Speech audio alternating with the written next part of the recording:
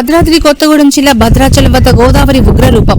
ప్రస్తుతం 49.60 అడుగులు దాటి ప్రవహిస్తున్న గోదావరి అమల్లో 2వ ప్రమాద హెచ్చరిక. లోతట్టు ప్రాంత ప్రజలను అప్రమత్తంగా ఉండాలంటూ కోరిన అధికారులు 53 అడుగుల వద్ద 3వ ప్రమాద హెచ్చరిక జారీ చేస్తారు. ఎప్పటికప్పుడు అధికారులతో సమీక్ష చేస్తూ అధికారులందరూ అప్రమత్తంగా ఉండాలని ఆదేశాలు జారీ చేశారు జిల్లా కలెక్టర్.